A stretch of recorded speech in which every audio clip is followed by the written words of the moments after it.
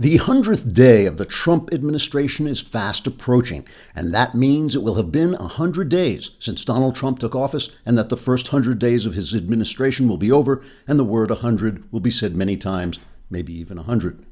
President Trump made many promises about what he would accomplish in this period. He promised to repeal Obamacare, lower taxes, wipe out ISIS, get in a couple of rounds of golf, draw a funny mustache on the White House portrait of Barack Obama, install cable service on Mars so he can continue to watch Fox and Friends even after the North Koreans make Earth uninhabitable, and of course, issue new uniforms for NATO leaders modeled on those in the final scene of The Music Man. Now, some slimy elite newsworms in the mainstream media are complaining that, with the exception of the golf and drawing the funny mustache on Obama's portrait, Trump has not fulfilled his promises in his first 100 days, which are so very urgent because those 100 days have the word 100 in them, which is urgent because it's 100. On the other side, true freedom-loving Americans point out that Donald Trump has elevated a constitutionalist to the Supreme Court and that the Obama mustache was kind of a hoot, just saying. Now, to be fair to both sides, except for the mainstream media, because let's examine the true Trump accomplishments.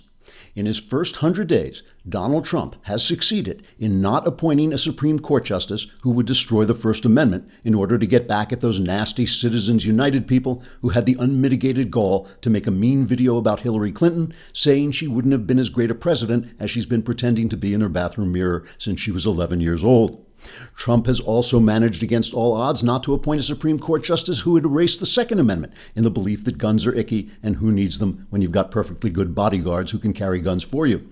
Trump has also succeeded in not deposing a bunch of overseas tyrants and leaving utter chaos in their wake. He hasn't opened our borders to every drug lord with an accent out of Treasure of Sierra Madre who wants to set up shop in Phoenix, and he hasn't worn colorless pantsuits while making speeches in a screechy voice that sounds like a tomcat mating with a pterodactyl. Now, sure, some might say that it's not enough just to point out that Donald Trump isn't Hillary Clinton, and I'm sure they must mean something by that, but I can't imagine what it is. In conclusion, I think we can safely say that this first 100 days of the Donald Trump's presidency has been the single greatest 100 days that ever happened instead of the 100 days that would have happened if Donald Trump hadn't been president for the last 100 days. Trigger warning, I'm Andrew Klavan, and this is The Andrew Klavan Show.